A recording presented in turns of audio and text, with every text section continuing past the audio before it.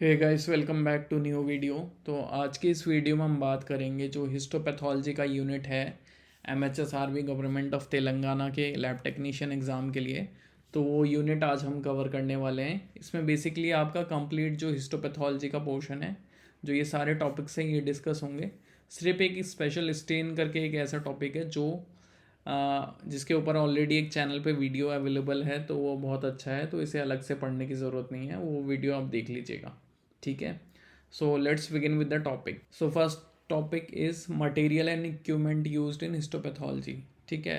तो हिस्टोपैथोलॉजी में जो भी मटेरियल या इक्विपमेंट यूज़ होता है उसके बारे में हमें जानना है। बट यहाँ पे एक चीज़ इंपॉर्टेंट है कि अगर हम इनको इनकी टेक्निक्स के साथ हम पढ़ेंगे और समझेंगे तो आपको इन इंस्ट्रूमेंट के बारे में और उस टेक्निक के बारे में बेटर आइडिया होगा। तो इन सारे मटेरियल एंड इक्विपमेंट को मैं इनकी टेक्निक्स के साथ आपको फर्दर एक्सप्लेन करूँगा। ठीक है। तो let's begin with main histopathology. ठीक है। तो कंप्लीट हिस्टोपैथोलॉजी प्रोसेसिंग यानी कि आपके सैंपल रिसीविंग से लेके जो आपका माउंटिंग एंड प्रिजर्वेशन वाला काम है, वहाँ तक जो भी चीज़ें होती हैं हिस्टोपैथोलॉजी लैब के अंदर, वो मैं एक्सप्लेन करने वाला हूँ। वही इसके सिलेबस में भी लिखा गया है। ठीक है। तो इसमें आपका कवर होगा sample receiving in the histopathology lab, grossing कैसे करते हैं, फिक्सेशन एंड डिकैल्सिफिकेशन। डिकैल्सिफिकेशन कब? जब टिश्यू बोनी है आपका। टिश्यू प्रोसेसिंग प्रॉपर यानी कि एम्बेडिंग के लिए टिश्यू को रेडी करना। और फिफ्थ है एम्बेडिंग। देन उसके बाद टिश्यू सेक्शनिंग या माइक्रोटोमी जिसे बोलते हैं। देन उसके बाद स्टेनिंग, माउंटिंग एंड माइक्रोस्कोपी। ठीक है। देन प्रिजर्वेशन ऑफ रिपोर्ट्स और स्पेसिमेन। तो चलिए एक एक करके इसके बारे में समझते हैं। नाउ बात करते हैं sample receiving end histopathology lab. तो इसमें दो इंपॉर्टेंट टर्म्स आते हैं जैसे कि बायोप्सी और ऑटोप्सी। ठीक है। तो बायोप्सी क्या है? Removal of tissue from living body, है ना। जैसे किसी के लंग्स में कुछ कैंसर है या किसी के लीवर में कैंसर है, तो थोड़ा सा पार्ट ऑफ टिश्यू आपने रिमूव कर लिया, है ना, लिविंग पर्सन के अंदर से, तो उसे बोलेंगे हम बायोप्सी। ऑटोप्सी क्या है? Removal of large tissue and organ from dead body. Basically कोई मर गया है किसी भी डिजीज़ के कारण, तो फर्दर अगर हमें उसकी डायग्नोसिस देखनी है, किस तरह का कैंसर था वो सब देखना है ना, तो उस चीज़ के लिए हम ऑटोप्सी करते हैं, जो कि डेड बॉडी से पोस्टमार्टम के टाइम बेसिकली होती है कभी कभी। तो ये दो चीज़ याद करनी ज़रूरी है। इन्हीं दो तरह के सैंपल हम रिसीव करते हैं लैब्स में। बेसिकली मोस्टली तो बायोप्सी होती है। ओके। तो रिसीविंग करते टाइम हमें रिक्विजिशन फॉर्म को उस कंटेनर जो हमें रिसीव हुआ है उससे मैच करना होता है फॉर बेटर पेशेंट आइडेंटिफिकेशन। ठीक है। तो उसमें name, age and sex of patient, एक रजिस्ट्रेशन नंबर होता है, ओपीडी नंबर या जिसे बोलते हैं, है ना, और टाइप ऑफ सैंपल लिखा होगा जैसे कि लिम्फ नोड है, अपेंडिक्स है, क्या है, और डेट ऑफ कलेक्शन। ठीक है। टाइम भी कभी कभी मेंशन रहता है। प्लस इंश्योर करना है कि वो 10% न्यूट्रल बफर फॉर्मलिन में फिक्स हो तो बेटर है। ठीक है।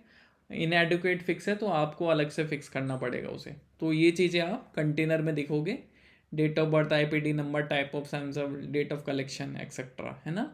और ये टिश्यू आपका फॉर्मलिन में 10% बफर्ड फॉर्मलिन में इस तरह से कवर होके आएगा। ठीक है। तो ये सारी चीज़ें आपको रिसीविंग के टाइम देखनी होगी। अब बात करते हैं ग्रॉसिंग की। तो अब हमें क्या करना है, उसके जो इंपॉर्टेंट मार्जिन है या इंपॉर्टेंट टिश्यू जो पार्ट है जहाँ पे कैंसर सस्पेक्टेड है या कोई भी पैथोलॉजी सस्पेक्टेड है, उसको काट के हिस्टोपैथोलॉजिकल एग्जामिनेशन के लिए रेडी करना है। ठीक है। तो उसके लिए हम यूज़ करते हैं इस तरह की कैसेट्स आती है। ठीक है। तो ये कैसेट्स में इस तरह से टिश्यू आपका ऐसे काट के जो भी इंपॉर्टेंट मार्जिन है ना, वो हम रख देते हैं। तो इसमें क्या क्या इंक्लूड होगा ग्रॉसिंग में? ए डिटेल्ड डिस्क्रिप्शन ऑफ स्पेसिमेन की रिसीव्ड गॉल ब्लैडर, है ना, इंक्लूडिंग साइज, साइज इतना इतना लेंथ है, इतना डेप्थ है, इतना विड्थ है। ठीक है। शेप, कैसा शेप है, कलर कैसा है, कंसिस्टेंसी कैसी है, फाइब्रोसिस तो नहीं हो गया है ना। तो ये सारी चीज़ें आपको ग्रॉसिंग में लिखनी होती है। और स्पेशल इंकिंग करते हैं अगर कोई मार्जिन बहुत इंपॉर्टेंट है जहाँ पे किसी तरह की abnormal सेल आपको सस्पेक्ट हो रही है, तो वो मार्जिन हम मार्क कर देते हैं। ठीक है। Selection of most representative piece. और तो टिश्यू के अंदर कुछ ऐसा इंपॉर्टेंट पार्ट होता है जहाँ पे कुछ कैंसर सस्पेक्टेड है या किसी भी तरह की पैथोलॉजी सस्पेक्टेड है, तो सबसे ज़्यादा जहाँ पे वो चांसेस होंगे होने के एबनॉर्मल सेल्स के, तो वो वाला पीस हम अलग से इस कैसेट में रख देंगे। ठीक है। Cutting samples into an optimal processing size. Keep in cassette properly, ठीक है। और कैसेट को ऐसे बाहर की तरफ निकला हुआ नहीं रखना है, ये ऐसे खुली हुई रहेगी प्रोसेसिंग के टाइम और धागे से बांध दिया, ऐसा नहीं, ये रॉन्ग वे है आपका। राइट वे है ये कि आपको प्रॉपरली कैसेट में रखना है और ऑप्टिमल साइज़ काटना है ताकि प्रोसेसिंग में प्रॉब्लम ना हो। ज़्यादा बड़ा टुकड़ा काट देंगे तो वो इस तरह से हो जाएगा और प्रोसेसिंग में भी प्रॉब्लम करेगा, ठीक है। तो ये सारी चीज़ें हमें ग्रॉसिंग में देखनी होती है। अब टिश्यू मार्किंग के बारे में बात की थी, तो उसके लिए India ink most commonly used marker है ना। सपोज़ कोई भी टिश्यू है वहाँ पे इस एरिया में हमें कुछ सस्पेक्टेड है तो हम यहाँ पे इंडिया इंक से मार्किंग कर देंगे कि हाँ इस पार्ट को हमें फोकस में लेके चलना है, ठीक है। और दूसरा है rose Bengal 1% rose Bengal dye is use for surgical margin staining, okay. तो ये दो इंपॉर्टेंट स्टेन थे। ना बात करते हैं फिक्सेशन एंड डिकैल्सिफिकेशन की, है ना। तो अभी हम फिक्सेशन क्यों डिस्कस कर रहे हैं, क्योंकि देखो जब भी टिश्यू रिसीव होता है लैब में तो वो एक कॉमन 10% NBF में रिसीव्ड होता है मोस्ट ऑफ द टाइम। तो कभी क्या होता है कंटेनर छोटा है, बस टिश्यू जस्ट डूबा हुआ है, बट एक्चुअल फिक्सेशन के लिए हमें कितना रेशियो चाहिए होता है 1:20, यानी कि 1 पार्ट आपका टिश्यू होगा और 20 पार्ट आपका फिक्सेटिव होगा, ठीक है। बट ये रेशियो कभी कभी OTE से जब सैंपल आता है ये मेंटेन्ड नहीं होता है, तो हमें क्या होता है प्रॉपर फिक्सेशन इंश्योर करना होता है फर्दर प्रोसेसिंग से पहले। या फिर बोनी टिश्यू है ना, तो उसको डिकैल्सिफाई करना पड़ता है, हमें रिमूव करना पड़ता है कैल्शियम, ताकि हम उसकी फर्दर माइक्रोटोमी या सेक्शनिंग कर सकें, ठीक है। तो पर्पस क्या है यहाँ पे फिक्सेशन का, to stop process of autolysis. Autolysis क्या होता है, जब ये टिश्यू बॉडी के बाहर है तो एंजाइम जो होते हैं वो डिग्रेड करने लगते हैं टिश्यू को, है ना। तो उस चीज़ को रोकने के लिए हम फिक्स करते हैं टिश्यू को। टू स्टॉप बैक्टीरियल डिकम्पोजिशन, ठीक है। बैक्टीरिया भी ग्रो होगा जब टिश्यू बाहर है ना, तो उस चीज़ को बोलते हैं putrefaction. And make tissue resistant to frequent morphology change during further processing. तो अभी हमें वेरियस केमिकल से फर्दर प्रोसेसिंग भी करनी है टिश्यू की, तो उसमें कुछ बहुत ज़्यादा मॉर्फोलॉजी चेंजेस ना आए, इसके लिए भी टिश्यू जो है फिक्स किया जाता है। तो this is the main 2 to 3 reason जिसके लिए हम फिक्सेशन करते हैं, ओके। न बात करते हैं फिक्सेटिव टू टिश्यू का रेशियो जो रहता है वो 20:1 रहता है। जैसे मैंने बताया 20 पार्ट ऑफ फिक्सेटिव, 1 पार्ट आपका टिश्यू वॉल्यूम है, ठीक है। मोस्ट कॉमन फॉर्मुलेशन वर्किंग थी जो 10% फॉर्मुलिन डाइल्यूशन इन वाटर। तो 10% फॉर्मुलिन हम यूज़ करते हैं, ठीक है। जो कि हम कैसे बनाते हैं 10 ml लेते हैं 37% फॉर्मुलिन का, जो कि कमर्शियली आता है हमारे पास, ठीक है, plus 90 ml of distil water. ऐसे हम ये 10% वाला बना लेते हैं। बट क्या होता है इसका ना एसिडिक नेचर होता है, या फिर इसको लंबे टाइम तक हम रखते हैं तो इट बिकम्स एसिडिक, है ना। और ये सॉल्यूशन इसलिए बफर किया जाना चाहिए टुवर्ड्स न्यूट्रल पीएच। मतलब हमें क्या है, ये एसिडिक नेचर है, उसको हम चाहते हैं कि न्यूट्रल हो जाए, तो हम बफरिंग कर देते हैं, ठीक है। बफरिंग से क्या होता है, stabilises the fixative and prevent the formation of formic acid. इसलिए हम बोलते हैं कि 10% न्यूट्रल बफर्ड फॉर्मुलिन, यानी कि पीएच भी हमने न्यूट्रल कर दिया है और बफरिंग एक्शन कर दिया ताकि पीएच चेंजेस ना हो, और फॉर्मुलिन। तो 10% फॉर्मुलिन की जगह 10% NBF is most common fixative, okay. अभी के लिए अभी हमें ऐसा करने की ज़रूरत क्या हुई मतलब क्या ज़रूरी है अगर हम सिर्फ एसिडिक ही पीएच पे यूज़ कर ले फॉर्मुलिन को, क्योंकि काम तो वो भी करता था। If formalin is used at acidic pH या फिर लंबे समय तक रखा रहे फॉर्मुलिन, तो वो क्या करता है फॉर्मुलिन पिगमेंट बनाता है, ठीक है, जो कि है एसिड फॉर्मल्डिहाइड हेमेटिन। ये कंपाउंड है, ये फॉर्मुलिन पिगमेंट बनाता है।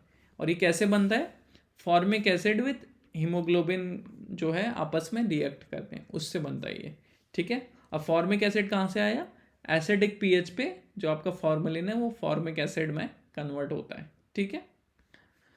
तो इसका सॉल्यूशन क्या है, तो आपको क्या करना है, टिश्यू को रिहाइड्रेट करना है और उसे इस सॉल्यूशन से ट्रीट करना है जिसमें 1.8% पिक्रिक एसिड हो in absolute ethyl alcohol for 15 minute, okay. तो इससे आपका जो फॉर्मुलिन पिगमेंट है वो हट जाएगा, ओके। नाउ इम्पॉर्टेंट पॉइंट जो फिक्सेटिव में रिमेंबर रखने, आपको याद रखने एग्जाम के लिए, वो है मरकरी कंटेनिंग फिक्सेटिव। क्वेश्चन ऐसे ही आता है, विच फिक्सेटिव फ्रॉम बिलो इस कंटेन्स मर्क्यूरी, ओके। तो उसमें आ जाएगा आपका जेंकर्स fluid, B5 fixative and जेंकर्स formal या फिर हेलिस फ्लूइड, ठीक है। तो जेंकर्स फ्लूइड इंपॉर्टेंट है, chromatin collagen organ with high vascularity, है ना। हाई वस्कुलरिटी मतलब जहाँ पे ब्लडी चीज़ें ज़्यादा हो, है ना, ब्लड ज़्यादा हो, जैसे कि स्प्लीन, तो उसके फिक्सेशन के लिए यूज़ होता है। B5 फिक्सेटिव आपका लिम्फ नोड के लिए यूज़ होता है, ठीक है। एंड जेंकर फॉर्मल या हेलिस फ्लूइड आपका साइटोप्लाज्म को फिक्स करता है ना, साइटोलॉजी नहीं है, साइटोप्लाज्मिक फिक्सेटिव है, ठीक है। तो सबसे ज़्यादा इंपॉर्टेंट ये वाला है जेंकर्स फ्लूइड, ठीक है। अब पिक्रिक एसिड कंटेनिंग फिक्सेटिव पूछता है वो, है ना। तो पिक्रिक एसिड कंटेनिंग फिक्सेटिव में मोस्ट इंपॉर्टेंट है बॉइंस फ्लूइड, है ना। It is good fixative for connected tissue like bone marrow and glycogen.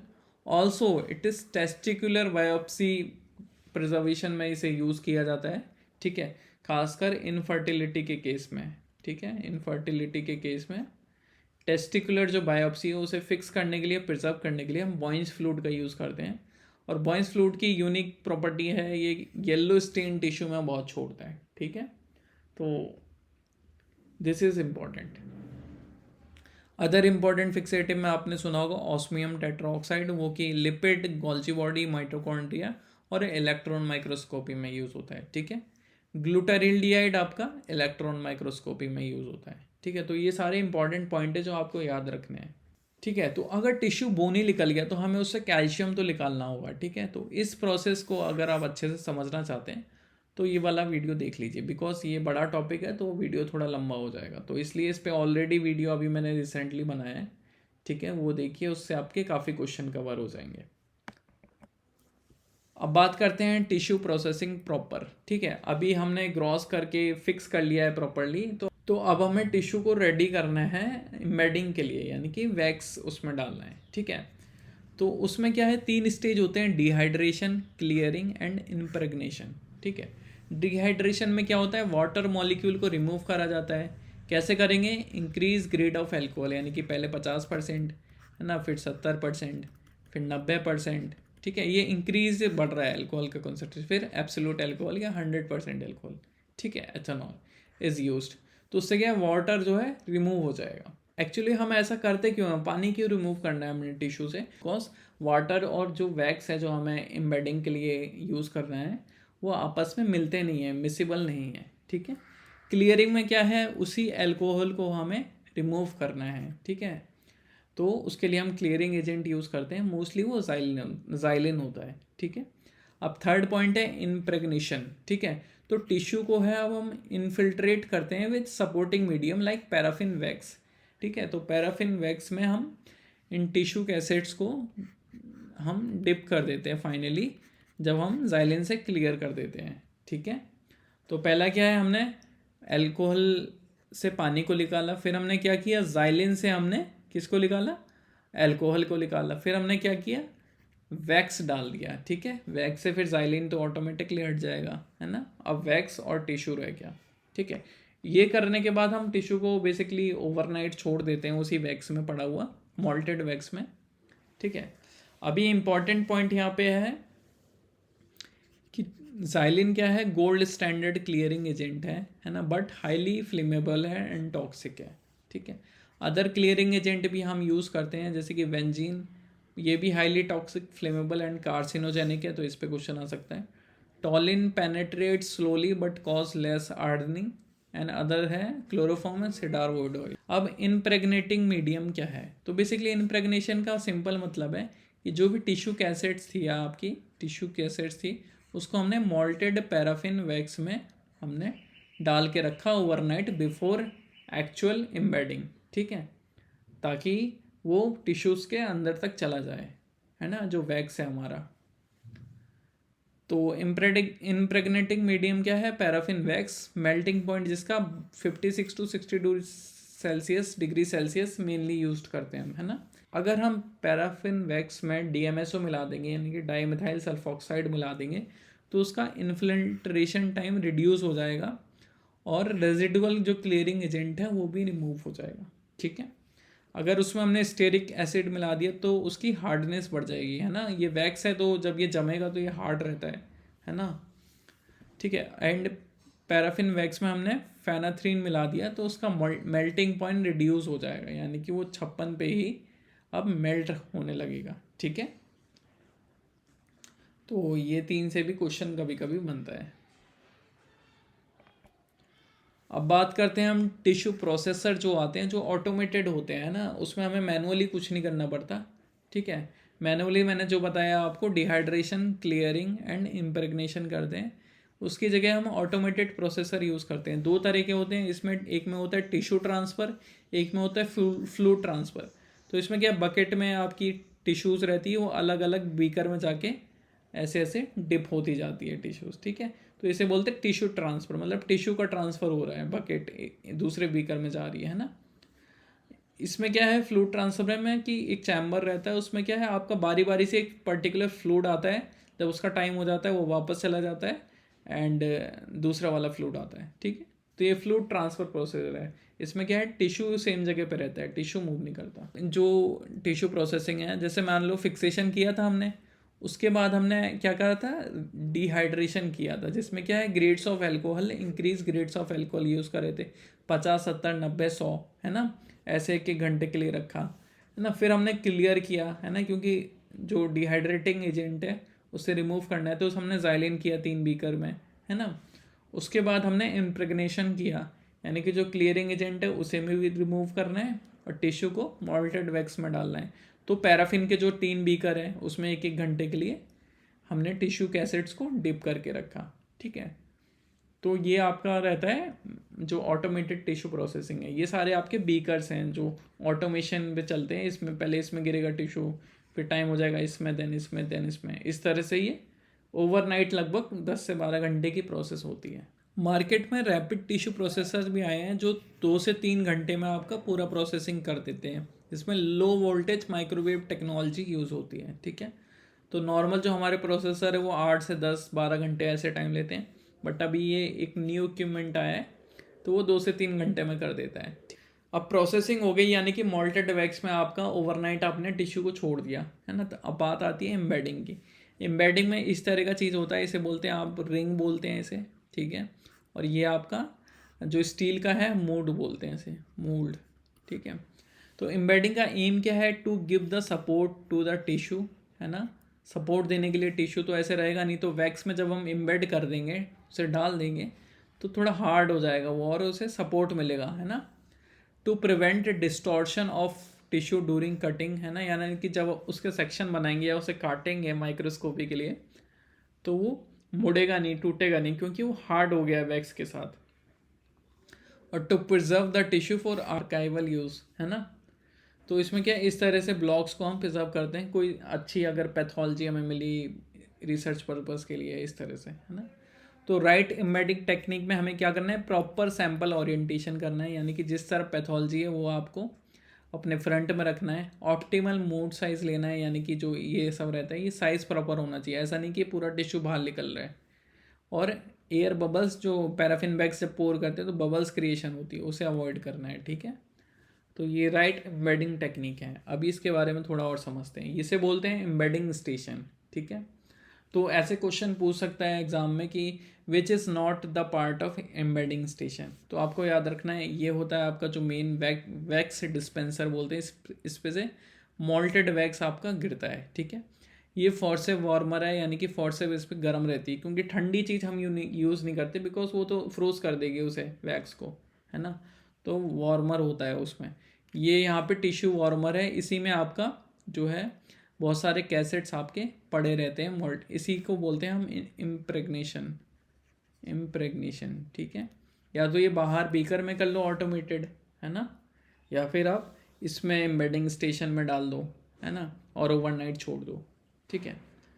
और ये है आपकी कोल्ड प्लेट, ये है आपकी हॉट प्लेट, ठीक है। और ये जो है ये भी आपकी कोल्ड प्लेट है, ठीक है। इसको कैसे यूज़ करते हैं मैं बताऊंगा, बट इसके पार्ट इंपॉर्टेंट है तो वो आप याद रख लीजिए। कोल्ड प्लेट क्या है, बहुत ठंडी रहती है, रखते ही वैक्स जो है आपका वो जमने लगता है, ठीक है। हॉट प्लेट पे वो जमता नहीं है, गर्म रहता है।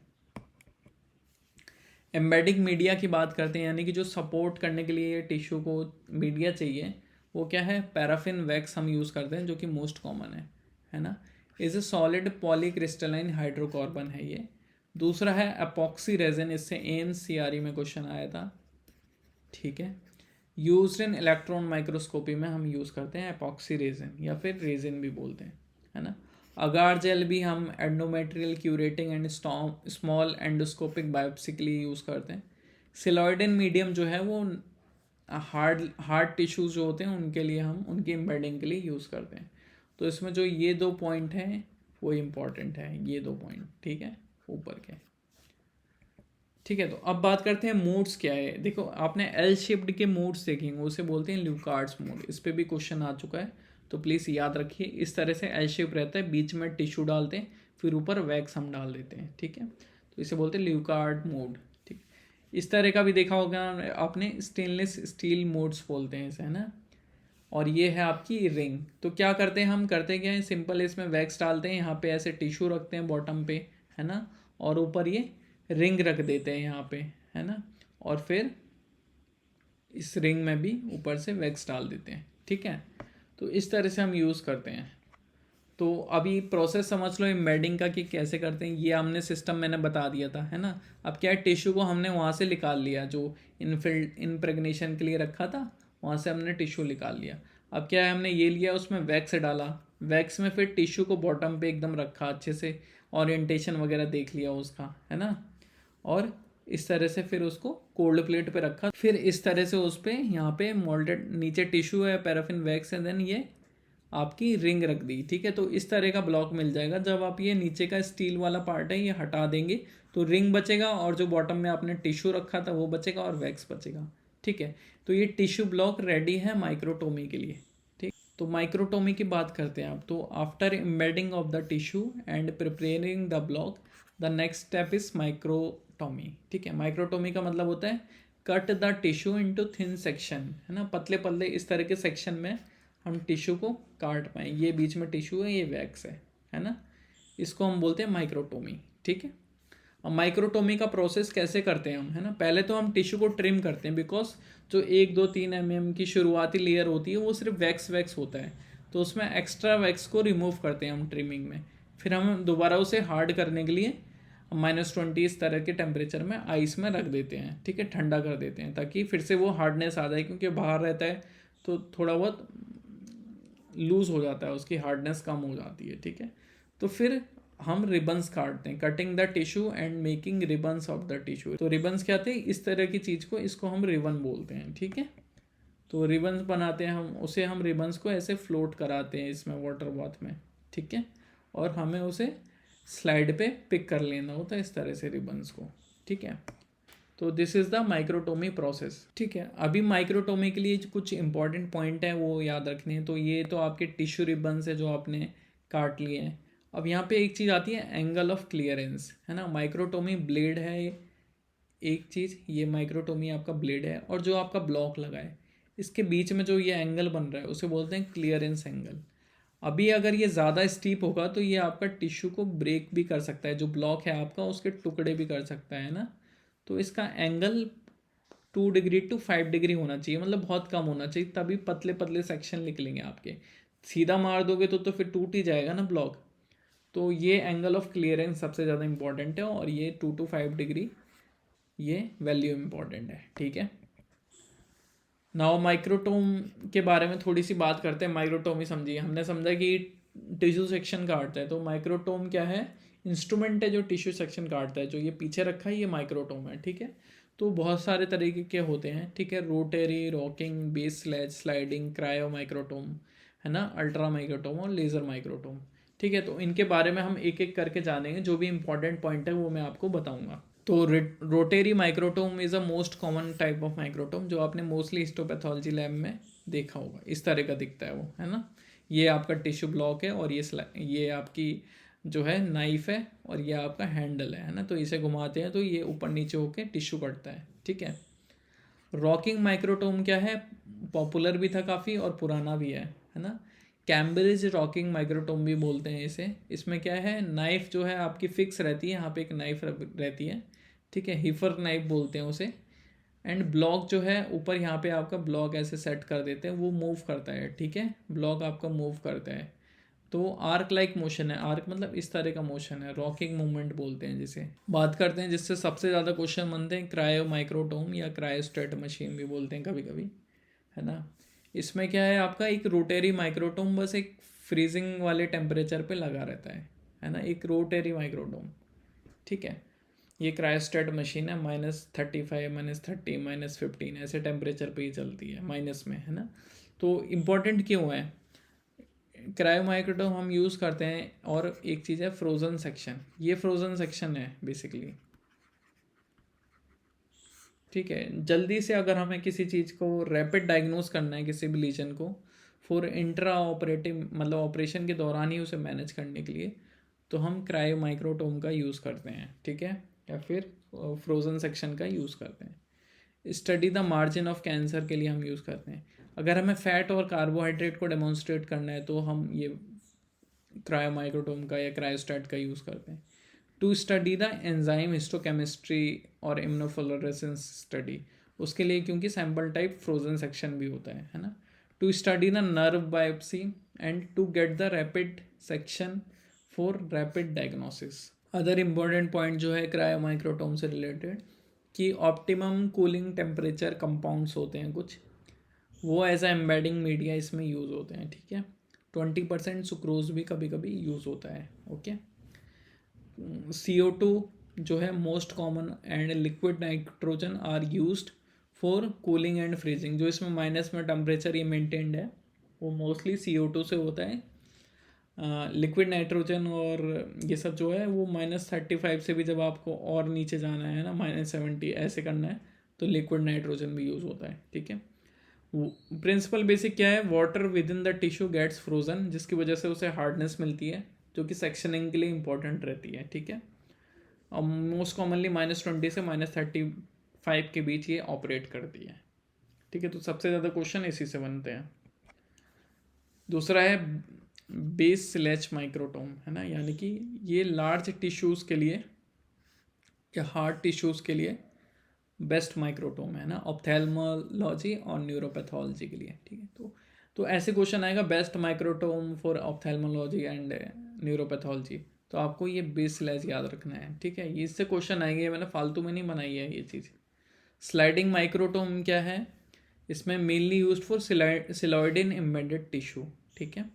Brain section can be cut better by this type of microtome, ठीक है। तो ब्रेन सेक्शन की बात है तो स्लाइडिंग माइक्रोटोम लगाना है या फिर सिलॉइडिन एम्बेडेड टिश्यूज लगाना है, ठीक है। अल्ट्रा माइक्रोटोम क्या है, ट्रांसमिशन इलेक्ट्रॉन माइक्रोस्कोपी के लिए हमें अल्ट्रा थिन सेक्शन चाहिए होते हैं, तो वो हम काटते हैं अल्ट्रा माइक्रोटोम से। उसके लिए ग्लास नाइफ और डायमंड नाइफ हम यूज़ करते हैं, मोस्टली डायमंड नाइफ यूज़ करते हैं, ठीक है। लेज़र माइक्रोटोम में क्या है, विदाउट किसी प्रोसेसिंग और एम्बेडिंग के हम डायरेक्ट लेज़र बीम से, इंफ्रारेड लेज़र बीम से हम बायोलॉजिकल सेक्शन को काटते हैं बीम से, ठीक है। तो वो है लेज़र माइक्रोटोम। तो नाइफ्स के बारे में हम बात कर लेते हैं कि माइक्रोटोम में चंद नाइफ यूज़ कर होती है, चाकू जो यूज़ होता है बेसिकली, वो कौन कौन सा होता है और उसमें क्या क्या इंपॉर्टेंट चीज़ें हैं, ठीक है। तो मोस्ट कॉमन जो है आपकी प्रोफाइल सी वेज शेप्ड यूज़ होती है आजकल, दोनों तरफ से ऐसे नुकीली सी, है ना। डायमंड नाइफ यूज़ होती है, made up of diamond, used to cut epoxy resin blocks in electron microscopy, ठीक है। तो ये उसका एम्बेडिंग मीडिया है, उसके जो ब्लॉक्स होते हैं इलेक्ट्रॉन माइक्रोस्कोपी के लिए, उसको डायमंड नाइफ से हम काटते हैं। ग्लास नाइफ क्या है, वेरी हार्ड टिश्यू को काटने के लिए यूज़ होती है अल्ट्रा माइक्रोटोमी में, जिसमें हम TEM के लिए भी सेक्शन काटते हैं, ट्रांसमिशन इलेक्ट्रॉन माइक्रोस्कोपी, ठीक है। और जो सिलेंडर एम्बेडेड टिश्यू है उसके लिए हम प्रोफाइलें प्लेनो कॉनकेव वाली यूज़ करते हैं, ठीक है। और बाइकनकेव हम यूज़ करते हैं रॉकिंग माइक्रोटोम में, ठीक है। और ये वाली तो चिजल शेप जो रहती है वो हार्ड टिश्यूज़ के लिए यूज़ होती है। तो इम्पॉर्टेंट जो बनता है वो ये बनता है और ये बनता है, ठीक है। इसमें हीफर नाइफ यूज़ होती है, ठीक है, ये याद रखना, ये बनता है एक इम्पॉर्टेंट, ठीक है। This is about the microtome knifes. अब बात करते हैं माइक्रोटोम नाइफ्स यूज़ हो रही है तो डैमेज भी होते होगी, हर बार नई भी नहीं लगाते हम लोग, है ना। तो हम क्या करते हैं, होनिंग एंड स्ट्रॉपिंग करके एक टेक्निक है। होनिंग यूज़ होती है शार्पनिंग ऑफ नाइफ के लिए, जिसमें हम इस तरह का एक बेल्जियम स्टोन यूज़ करते हैं, ठीक, stropping is for polishing and to remove the burr formed during honing. ठीक है, तो इन टर्म से क्वेश्चन आता है।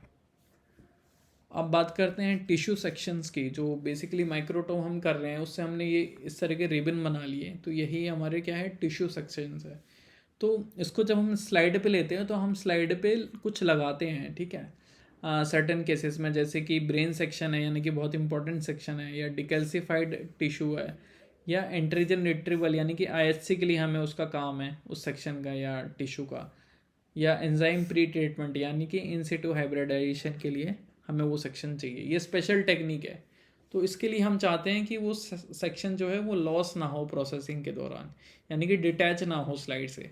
तो स्लाइड पे अच्छे से चिपकाने के लिए कुछ चीज़ें यूज़ होती है, उसे बोलते हैं अडेसिव। ठीक है, तो अडेसिव में सबसे जो कॉमनली यूज़ होता है वो होता है मेयर्स एल्ब्यूमिन विद ग्लिसरॉल, ठीक है, एंड पॉली एल लाइसिन या पॉलीलाइसिन एल, ठीक है, एसैप एंड डबल एस, ये आप नाम याद कर लीजिएगा, है ना, ये चीज़ यूज होती है। या फिर आईएचसी के लिए परमानेंट पॉजिटिव चार्ज स्लाइड होती है, यानी कि इस पर पॉजिटिव चार्ज है और जो हमारा टिश्यूज़ रहता है वो आपका नेगेटिव चार्ज होता है, तो आपस में अच्छी बॉन्डिंग अट्रैक्टिवनेस की वजह से अच्छे से ये चिपक जाते हैं। ठीक है, और सिलॉइडन वगैरह ये सारी चीज़ें हम एज अ अडेसिव यूज़ करते हैं ताकि स्लाइड पे हमारा टिश्यू सेक्शन है या रिबन जो है वो अच्छे से चिपके।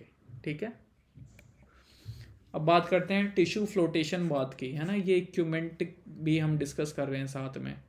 तो टिश्यू फ्लोटेशन बात में क्या है, जो सेक्शन काट रहे हैं वो हम इस तरह से फ्लोट करवा रहे हैं एक वाटर बाथ में इस तरह से, फिर उसे हम स्लाइड से पिक कर रहे हैं ना। तो ऐसा क्यों कर रहे हैं, ताकि फ्लैट हो जाए, ये जो रिंकल्स पड़े हैं ये धीरे धीरे ये फ्लैट हो जाते हैं, प्रॉपर खुल जाते हैं। ठीक है, flotation should expand the section two its original dimension, ensure it is completely flat. मतलब बेसिकली ये रिंकल्स हटाएंगे, तो उसके लिए हम वाटर में इसे वाटर जो टिश्यू फ्लोटेशन होता है उसमें फ्लोट करवाते हैं। ठीक है, इसका टेम्परेचर जो है 5 to 9 डिग्री बिलो रहता है मेल्टिंग पॉइंट ऑफ वैक्स से। After picking up the section on the slide, positive charge slide या फिर अडेसिव जिस पे लगा है, ड्रेन एक्सेस वाटर वर्टिकली, ऐसे करके हमें उठाना है, तो जो पानी गिर रहा है वो तो गिरने दो, प्लस स्लाइड को हम स्लाइड वार्मर पे ड्राई करेंगे। ठीक है, ये होता है स्लाइड वार्मर। यहाँ पे आप अपना विद द टिश्यू सेक्शन इस तरह से स्लाइड प्लेस कर देंगे इस तरह से। ठीक है, तो प्रॉपर ड्राइंग जो है इंश्योर करती है section are completely dehydrated flat and unlikely to lift during staining, यानी कि अगर गीला रहेगा और हमने स्टेन करने के लिए 2-3 बार डिप किया तो सेक्शन उसी स्टेन में ही चला जाएगा, मतलब निकल के। बट प्रॉपर अगर हम ऐसे सुखा लेंगे तो वो अच्छे से स्लाइड पे चिपक जाएगा, बिकॉज वाटर नहीं है बीच में, है ना। Overnight drawing also used in IHC के लिए क्या करते हैं हम, कभी कभी स्लाइड वार्मर पे ना रख के सीधे मतलब वर्टिकली जो एक्सेस वाटर है उसको रिमूव करके उसे ओवरनाइट रूम टेम्परेचर पे ऐसे छोड़ देते हैं टेबल पे, है ना, तो अपने आप धीरे धीरे वो सूख जाती है प्रॉपर और सेक्शन अच्छे से चिपक जाता है स्लाइड से। ठीक है, generally drying temperature should not exceed 65 degree Celsius for 10 to 30 minute. ठीक है, तो ये भी नियर अबाउट लिटिल अबव और similar to the melting point of the wax. ठीक है, तो this is about the slide warmer. Okay, ठीक है, अब स्लाइड वार्मर यानी कि टिश्यू सेक्शन भी अच्छे से स्लाइड पे चिपक गया है, तो हम क्या करेंगे, स्टेनिंग एंड माउंटिंग करेंगे। ठीक है, because refractive index of glass and protein जो फिक्स हुआ है हमारा वो सेम होता है ना, तो हमारी जो ह्यूमन आई है जो विजुअली कोई डिफरेंस इसमें देख नहीं पाती है, इस वजह से उनको कुछ ऐसा ट्रांसपेरेंट सा दिखता है, ग्लास जैसा ही अनस्टेन्ड टिश्यू इस तरह का दिखता है। ठीक है, तो स्टेनिंग इंपॉर्टेंट हो जाती है क्योंकि उसके बाद हमें टिश्यू ऐसा दिखता है, प्रॉपर मॉर्फोलॉजी दिखती है, सेल्स दिखती है ना। तो इसलिए आपकी जो स्टेनिंग है वो इम्पॉर्टेंट है। कॉमन सबसे कौन सी स्टेनिंग है, HND स्टेनिंग है, जिसके ऊपर वीडियो अवेलेबल है, वो आप देख सकते हैं, मैं लिंक आपको लास्ट में दे दूंगा सबके। स्पेशल स्टेन जिससे सबसे ज़्यादा क्वेश्चंस पूछे जाते हैं, इसका भी वीडियो में आपको डिस्क्रिप्शन में लिंक दे दूंगा, ये भी आप देख लीजिएगा। जैसे कि अब बात करते हैं स्टेनिंग एंड माउंटिंग में। Primary function of mounting media is to give protective cover over the smear. अभी स्टेन भी हो गया तो इस तरह से एक पतली सी स्लाइड हम रख देते हैं, है ना, माउंट कर देते हैं। ठीक है, तो माउंटिंग मीडिया कौन से होते हैं, नेचुरल रेजिन्स होते हैं, जैसे कि कनाडा बॉल्सम जिसका रिफ्रैक्टिव इंडेक्स 1.523 रहता है, या यूपैरल रहता है, ठीक है। सिंथेटिक रेजेंस होते हैं जैसे कि डीपीएक्स, डाइस्टेरिन, प्लास्टिसाइजर, जाइलिन, है ना, ये मोस्ट कॉमनली यूज होता है। इसका भी रिफ्रैक्टिव इंडेक्स इसी के बराबर रहता है, ठीक है। ये दोनों बेसिकली मोस्ट परमानेंट बॉन्ड बनाते हैं स्लाइड और कवर स्लिप के बीच में जो टिश्यू है उसके साथ, ठीक है। ये एक्वस मीडिया होते हैं जैसे कि ग्लिसरीन एंड पॉलीविनाइल एल्कोहल, ये बेसिकली टेम्परेरी माउंटिंग के लिए हम यूज़ करते हैं, ठीक है। एक चीज़ इंपॉर्टेंट है, माइटोकॉन्ड्रिया जो है demonstrated by Altmann's technique is best visualized by electron microscopy. अभी हमने स्लाइड प्रॉपर माउंट कर ली, यानी कि स्लाइड के ऊपर टिश्यू था, स्टेन्ड भी था, उसके ऊपर ने कवर स्लिप रख दी है डीपीएक्स डाल के या एक माउंटिंग मीडिया डाल के, ठीक है।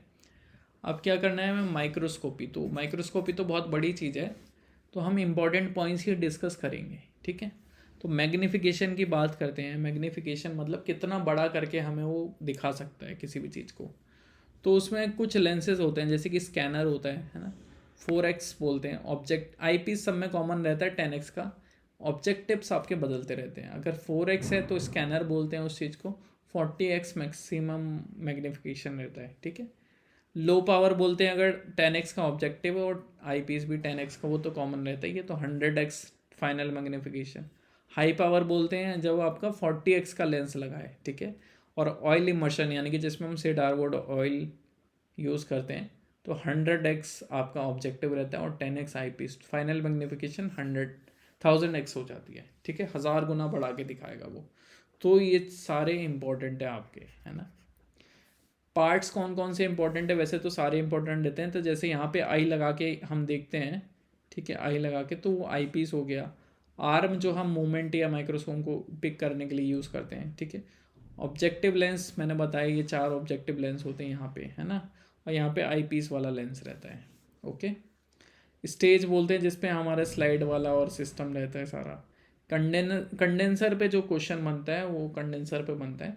फोकसेस और condenses the light on stage, यानी कि सैंपल पे आपका लाइट फोकस या कंडेंस करेगा, जो कंडेंसर है। और आइरिस डायफ्राम क्या करता है, डायफ्राम वो क्या करता है, अमाउंट ऑफ लाइट एंटर्ड को कंट्रोल करता है ना, कि कितनी लाइट अंदर जाएगी। और फोकसिंग का काम करता है कंडेंसर, ठीक है।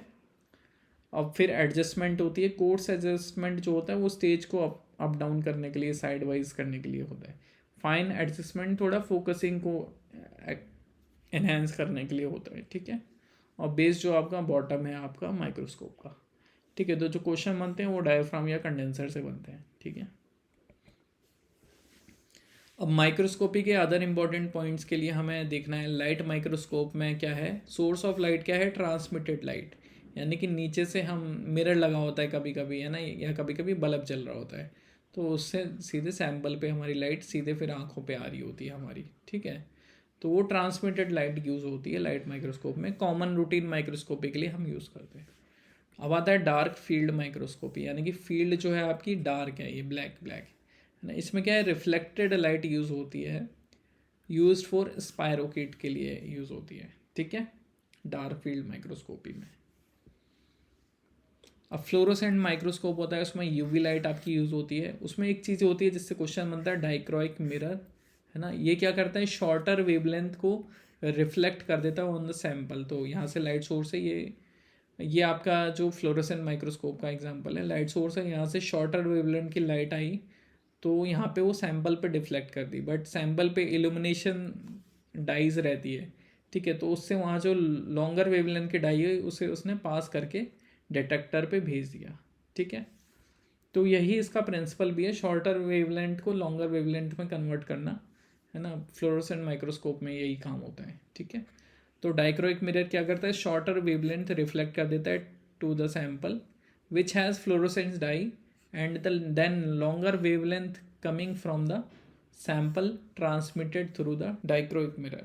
Important fluorescent dye या स्टेन है ऑरामिन रोडामिन जो कि टीबी के लिए करते हैं, एक्रिडिन ऑरेंज जो कि मलेरिया के लिए करते हैं, एंड कैल्कोफ्लोर वाइट जो कि फंगस के काइटिन जो सेल वॉल में होता है उसको स्टेन करता है या एलिमिनेट करता है। अदर पॉइंट्स में क्या है, फेस कंट्रास्ट माइक्रोस्कोप होता है। इसमें क्या है, light passes through different phases और रिफ्रैक्टिव इंडेक्स, जैसे कि डेंस फेज होता है, लाइट फेज, कोई जगह जहाँ पे न्यूक्लियस वगैरह वो डेंस फेज हो गया, जहाँ पे सिर्फ साइटोप्लाज्म में क्लियर, वो लाइट फेज हो गया, ठीक है। तो उस चीज़ के वेरिएंस को ये माइक्रोस्कोप पता लगाता है और उससे क्या देता है हमें, यूज्ड फॉर लिविंग सेल्स के लिए यूज़ करता है विजुलाइजेशन के लिए, उनका शेप और साइज़ को देखने के लिए, ठीक है। अनस्टेन्ड प्रोटोजोआ है या फंजाई है, उसके लिए यूज़ होता है। अनस्टेन्ड की बात हो रही है। एंड मोटेलिटी ऑफ ऑर्गेनिज्म, उसको देखने के लिए हम फेस कॉन्ट्रास्ट माइक्रोस्कोप का यूज़ करते हैं, ठीक है। इलेक्ट्रॉन माइक्रोस्कोप किसने डिस्कवर किया था, जो ये भी कभी कभी क्वेश्चन आता है, अर्नस्ट रस्का ने किया था। इसमें जैसे अदर में क्या है, सोर्स ऑफ लाइट, जैसे यूवी लाइट हो गई या ट्रांसमिटेड लाइट हो गई, है ना। तो इसमें क्या है, सोर्स रहता है जो इलेक्ट्रॉन बीम रहता है, ठीक है। इलेक्ट्रॉन ही ट्रांसफ़र होते हैं। और मीडियम क्या है, वैक्यूम, क्योंकि इलेक्ट्रॉन ऐसे हवा में तो घूमेंगे नहीं, उनको चलने के लिए, उनकी स्पीड के लिए वैक्यूम की ज़रूरत रहती है। तो दो तरह के इलेक्ट्रॉन माइक्रोस्कोपी रहती है, एक होती है सैम, एक होती है टैम, यानी कि स्कैनिंग इलेक्ट्रॉन माइक्रोस्कोपी, जो कि सरफेस को स्कैन कर लेती है। इसमें क्या है, स्कैटर्ड इलेक्ट्रॉन का यूज़ होता है, ये पॉइंट इंपॉर्टेंट है ना। जैसे कोई सरफेस है, वहाँ पे स्कैटरिंग हो रही है, तो सारे जगह इलेक्ट्रॉन टकराएगा तो एक पिक्चर दे देगा कि हाँ सरफेस कैसा है उसका, वो 3D इमेज एक तरह से दे देगा। ट्रांसमिशन इलेक्ट्रॉन माइक्रोस्कोपी में क्या है, आपके इलेक्ट्रॉन जो है ट्रांसफ़र कर जाएंगे, तो वो क्या है, इंटरनल डिटेल को बताएगा कि अंदर यहाँ पे न्यूक्लियस मिला था, यहाँ पे ये मिला था, तो वो एक 2D इमेज देगा, ठीक है। अब लाइट माइक्रोस्कोप और इलेक्ट्रॉन माइक्रोस्कोप में बहुत ज़्यादा डिफरेंस है। जैसे कि रिजोल्यूशन में, रिजोल्यूशन का मतलब होता है दो क्लोजली रिलेटेड ऑब्जेक्ट को कितना अच्छे से डिफ्रेंशिएट कर पाए, इस चीज़ को हम बोलते हैं रिजोल्यूशन, है ना। तो जो दो चीज़ पास है उसे कितने अच्छे से वो अलग अलग डिफ्रेंशिएट कर पाता है ना। तो maximum resolution in light microscope is 0.5 micron. वहीं पे इलेक्ट्रॉन माइक्रोस्कोप में क्या रहता है, 0.1 नैनोमीटर तक चला जाता है। और मैग्नीफिकेशन तो इसका, जैसे हमारा तो 1000 टाइम होता है मैक्सिमम मैग्नीफिकेशन, जिसमें हम 100x आई पीज़, 100x ऑब्जेक्टिव और 10x आई पीज़ हम यूज़ कर रहे हैं ना। बट इसमें क्या है, 5 लाख टाइम्स तक हम मैग्नीफाई कर देते हैं, ठीक है, इलेक्ट्रॉन माइक्रोस्कोप में। So this is few things about the microscopy और इम्पॉर्टेंट पॉइंट्स ऑन माइक्रोस्कोप्स, ठीक है। अब बात करते हैं preservation of specimen, blocks and reports. तो ये भी आपका टॉपिक है जो उसमें लिखा है। तो college of American pathologist recommend storage of paraffin block histopathology slides for 10 year. 10 year इनका रिटेंशन टाइम है कि इतने टाइम तक तो आपको रखना ही है। कैसे रखना है, 27 डिग्री सेल्सियस पे और रूम टेम्परेचर पे, ह्यूमिडिटी फ्री कंडीशन में, विद एडिक्वेट पेस्ट कंट्रोल, है ना। इसके साथ ये रखना है 10 साल तक। किसको, ब्लॉक को रखना है, स्लाइड्स को रखना है 10 साल तक, है ना। Royal college of pathologist UK जो है रिकमेंड करता है वेट टिश्यू, यानी कि जो टिश्यू जो फॉर्मेलिन में डल के हमारे पास आया है एग्जामिनेशन के लिए, उसको हमें रिपोर्ट डिस्पैच के एक महीने तक, यानी कि 4 वीक तक एटलीस्ट रखना ही रखना है, ठीक है, रिपोर्ट जाने के बाद। साइंड और डिजिटल जो हिस्टोपैथोलॉजी एग्जामिनेशन की रिपोर्ट्स है वो 10 साल तक हमें रखनी है। और इंडिया जो है यही सारी चीज़ें फॉलो करता है, इन्हीं की गाइडलाइंस। तो बट कुछ इंस्टीट्यूट में 25 साल तक रखते हैं, जो कि कैंसर रेफरल सेंटर है, जैसे कि TMC, है ना, यहाँ पे कैंसर सेंटर है जो, तो वो 25 साल तक ये सारे रिकॉर्ड्स रखता है, ठीक है। तो this is about the preservation of specimen, block और रिपोर्ट्स। इस तरह से आपकी सारी स्लाइड्स रहती है, इस तरह से, है ना, और इस तरह से आपके ब्लॉक्स वगैरह पड़े रहते हैं। अब बात करते हैं इम्यूनोहिस्टोकेमिस्ट्री, ठीक है। इसमें बात क्या आ रही है, इम्यूनोलॉजी की बात आ रही है, हिस्टो यानी कि टिश्यू से रिलेटेड बात आ रही है, और केमिस्ट्री मतलब इंटरेक्शन की बात आ रही है, किसी भी मतलब बॉन्डिंग की बात आ रही है, बॉन्ड्स की बात आ रही है, ठीक है। तो immunohistochemistry is a technique for identifying cellular और टिश्यू कंस्टिट्यूएंट, ब्रैकेट में एंटीजन भी बोलते हैं, bye means of antigen antibody interactions, यानी कि एंटीजन एंटीबॉडी से हम किसी भी टिश्यू के कंपोजिशन या कॉन्स्टिट्यूएंट को पता लगाना चाहते हैं, ठीक है। मैं प्रॉपर एक्सप्लेन करूँगा कि क्या हो रहा है या क्या कहना चाह रहा है, अभी मैं भी ये समझ में ना रहा हूँ। तो इसमें क्या सैंपल रहता है, या तो formalin fixed paraffin embedded section रहते हैं, जो कि सिंपल जैसे हमने बनाना सीखा है ना, टिश्यू सेक्शन जो हमारे रहते हैं वो कि मोस्ट कॉमन सैंपल है। दूसरा फ्रोज़न सेक्शन होता है, वहाँ पे मैंने पढ़ाया था IHC के लिए ये होता है इंपॉर्टेंट। सेल ब्लॉक, LBC या डायरेक्ट एफिनेसिस स्मीयर भी हम यूज़ कर सकते हैं, बट मोस्ट कॉमन जो है ये हमारा जो नॉर्मल सेक्शन होता है टिश्यू का, वो। मेजर एप्लीकेशन क्या है, डायग्नोसिस में यूज़ होता है किसी भी प्रकार के कैंसर्स और ट्यूमर्स में, क्लासिफिकेशन के लिए यूज़ होता है, या फिर इन्फेक्टिव ऑर्गेनिज्म टू आइडेंटिफाई, उसमें ये इम्यूनोहिस्टोकेमिस्ट्री यूज़ होता है। ठीक है, तो इम्पॉर्टेंट स्टेप्स की बात करते हैं। पहले तो फिक्सेशन सबका 10% NBF में रहता है और माइक्रोटोमी तक वही सिमिलर प्रोसेस चलती है जो मैंने अभी आपको बताई। ठीक है, अब जो सेक्शन माइक्रोटोमी से हमने काटे उनको जब हम फ्लोट कराते हैं और उनको हमें पिक करना है, वो हम पॉजिटिव चार्ज स्लाइड पे पिक करते हैं, बिकॉज ताकि वो डिसलॉज ना हो ड्यूरिंग द फर्दर स्टेनिंग और फर्दर प्रोसेसिंग। ठीक है, समरी स्टेप्स मैं बता देता हूँ कि एक्चुअली में क्या हो रहा है। सबसे पहले तो ये सेक्शन हमने पॉजिटिव चार्ज स्लाइड्स पे लिए, उसको ड्राई कर लिया ओवरनाइट या स्लाइड वार्म अप पे। ठीक है, अभी क्या करना है, पैराफिन भी था सेक्शन में तो उसे हमने डीप पैराफिनाइज कर दिया जाइलिन से।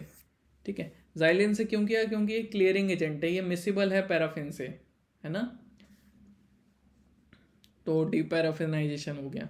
उसके बाद हमने उसको क्या किया, रिहाइड्रेट किया, क्योंकि जब भी हम बेसिकली स्टेनिंग टाइप की चीज़ें करते हैं टिश्यू को रिहाइड्रेट करना पड़ता है। ठीक है, तो रिहाइड्रेट में क्या है, डिक्रीज ग्रेड्स ऑफ एल्कोहल हमने यूज़ करे, फाइनली डिस्टिल वाटर में उसे डिप किया। ठीक है, उसके बाद एक इम्पॉर्टेंट चीज़ है एंटीजन रिट्रीवल, यानी कि जब फॉर्मेलिन जब फिक्स करता है ना टिश्यू को, तो वो क्रॉस लिंक कर देता है वेरियस प्रोटीन्स को आपस में, कोगुलेट कर देता है। ठीक है, ताकि जो अंदर का स्ट्रक्चर वो बिगड़े ना, मॉर्फोलॉजी चेंज ना हो। बट उससे क्या है, हमारे जो एपिटोप्स या एंटीजन होते हैं, इंपॉर्टेंट जो मार्कर होते हैं टिश्यू के, वो हाइड हो जाते हैं, है ना, तो उसको हमें एक्सपोज करना है, तो उस चीज़ को बोलते हैं हम एंटीजन रिट्रीवल। ठीक है, जो कि फॉर्मलिन में फिक्सेशन के दौरान हाइड हो गए। ठीक है, तो इस तरह से एंटीजन आपके फिर दिखने लगते हैं। वो कैसे करते हैं, हम हीट करते हैं बफर में डाल के, जैसे कि ट्रेस EDTA बफर यूज़ होता है, ट्रेस EDTA बफर में डाल के स्लाइड को हीट करते हैं, माइक्रोवेव में रख के हीट करते हैं। ठीक है, तो उससे क्या है, एंटीजन रिट्रीव हो जाता है, यानी कि एंटीजन फिर से एक्सपोज हो जाते हैं। ठीक है, अब क्या होता है कि जैसे टिश्यू है कोई, तो मे भी उसमें कुछ हीमोग्लोबिन कुछ मायोग्लोबिन वो सब रो, तो उसके अंदर क्या रहती है, पेरोक्सिडेज प्रॉपर्टी रहती है, यानी कि पेरोक्सिडेज एंजाइम की प्रॉपर्टी रहती है। ठीक है, तो उसको न्यूट्रलाइज करने के लिए, उसको ब्लॉक करने के लिए हम पहले ही उसे हाइड्रोजन पेरोक्साइड दे देते हैं, जिससे वो पहले ही यूटिलाइज करके या कन्वर्ट कर दे आपका वाटर एंड ऑक्सीजन में। ठीक है, पेरोक्सिडेज यही तो करता है। ठीक है, तो उस चीज़ को हमने पहले ही न्यूट्रलाइज किया, ताकि जब हम अपना एंजाइम डालें, HRP हॉर्स रेडिस पेरोक्सिडेज जो एंजाइम है ना, उसका लॉस ना हो, या फिर इंटरनली कोई इंटरफेयर ना करे जो पहले से मौजूद है ना। ठीक है, वो हमने एंजाइम ब्लॉक कर दिया जो एंडोजीनियस था, मतलब अंदर ही टिश्यू के जो था। ठीक है, प्लस नॉन स्पेसिफिक बाइंडिंग को भी हमें रिड्यूस करना है ना, स्लाइड पे नॉन स्पेसिफिक एंटीबॉडी बाइंड हो, तो उसके लिए हम नॉर्मल सीरम या BSA बोवाइन सीरियल एल्ब्यूमिन ये यूज़ करते हैं, बट ये जनरली रिकमेंडेड नहीं है, क्योंकि स्टेनिंग में इससे अच्छा रिजल्ट नहीं मिलता। ठीक है, तो ब्लॉकिंग एजेंट यानी कि अनस्पेसिफिक बाइंडिंग को मिनिमाइज़ करने के लिए हम ब्लॉकिंग एजेंट डालते हैं, कि सिर्फ एंटीजन पे एक स्पेसिफिक एंटीबॉडी बाइंड हो, वो एंटीबॉडी कहीं और जाके बाइंड ना हो जाए सिमिलर स्ट्रक्चर देख के, है ना। उसके बाद हम प्रॉपर IHC स्टेन करते हैं, जो कि मैं अब एक्सप्लेन करता हूँ आपको।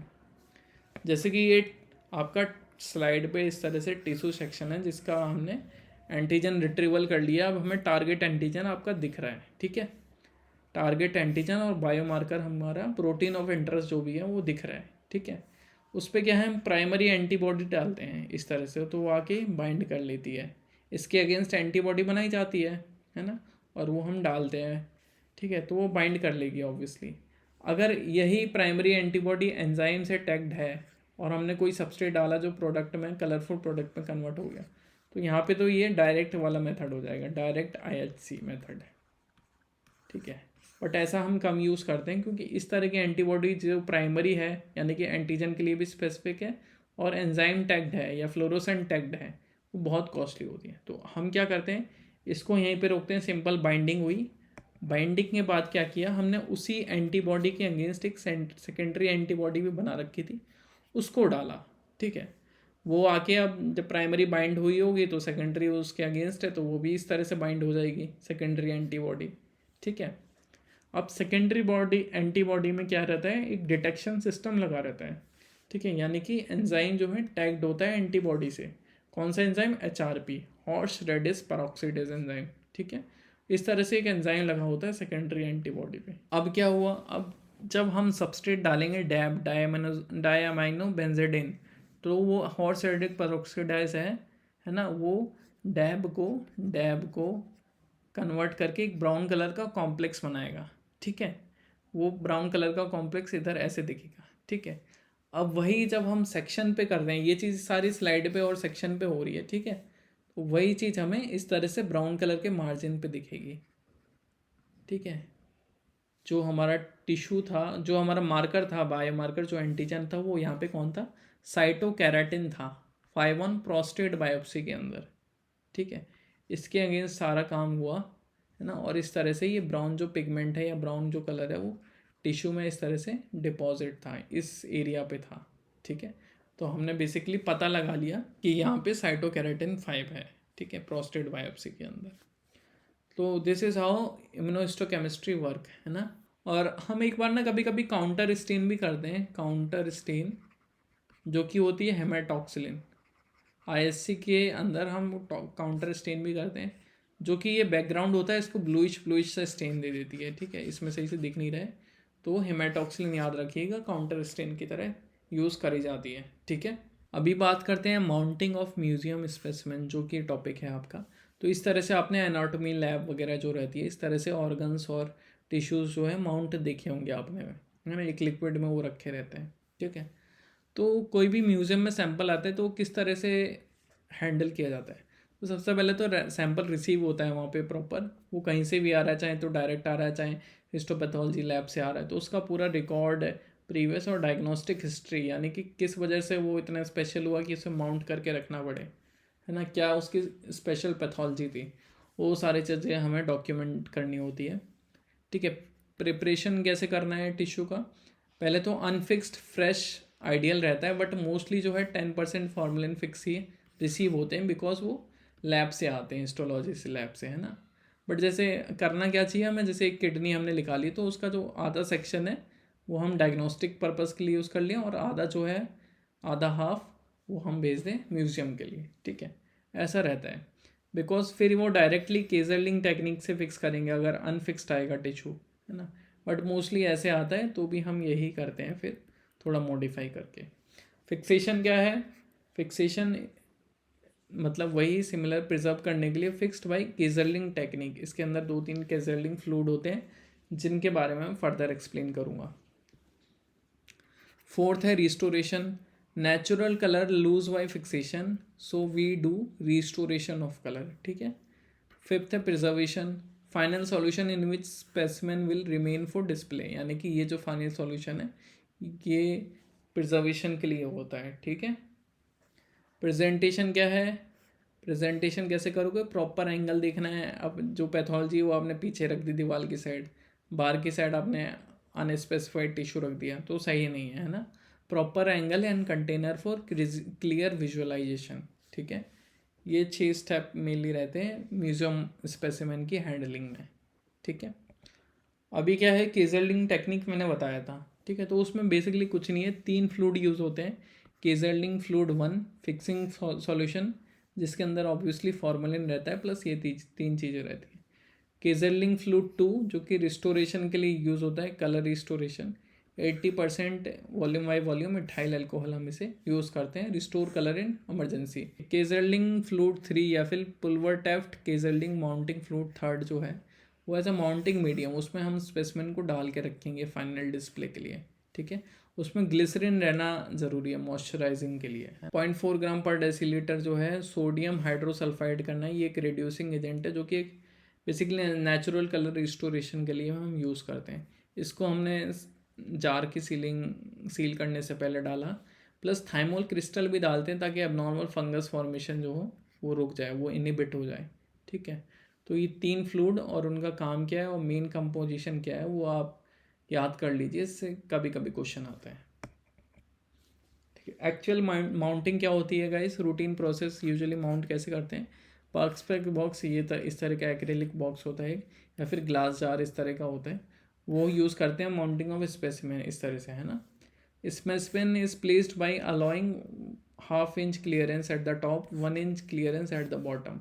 तो बेसिकली यहाँ पे बोल रहा है कि यहाँ पे स्पेशियस रहना चाहिए, थोड़ा थोड़ा स्पेस, ऐसा नहीं कि बिल्कुल ज़मीन से टच हो गया, लुढ़क गया, है ना। तो वो चीज़ का ध्यान हम रखते हैं, ठीक है। Specimen is arranged in desired position, मतलब जो प्रॉपर पैथोलॉजी वो सामने ही दिखे उस तरह से अरेंज करना चाहिए। और कोई भी स्टिकर है जैसे यहाँ पे ही नहीं लगाना कि नेम क्या था टिश्यू का या कौन से इंस्टीट्यूट में रखा है, वो सब ऐसे नहीं करना। पैथोलॉजिक लीजन यहाँ पे कर सकते हो आप नीचे की साइड, ठीक है। Label the box without blocking the visuals, मतलब टिश्यू दिखना चाहिए प्रॉपर, बाकी बॉक्स पे लेबलिंग करनी है नीचे की साइड या यहाँ पे कर दी, है ना।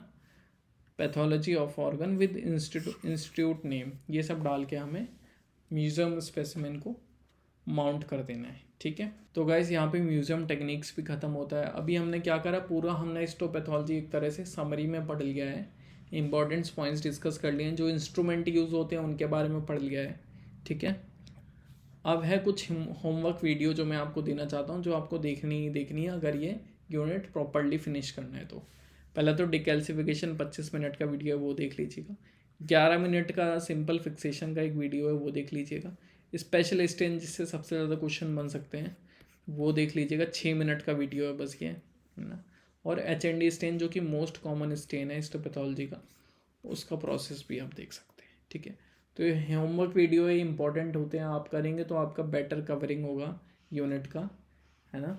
बिकॉज ये सारे टॉपिक में इंक्लूड करो तो मैं फिर 3-4 घंटे की क्लास हो जाएगी, है ना। तो इसलिए मैंने आपको, और ये सारे टोटल मिला के 1 से 1.5 घंटे का काम होगा, तो आप देख लेंगे तो आपके लिए बेटर है, ठीक है। So this is all about today's class. Thank you so much for watching.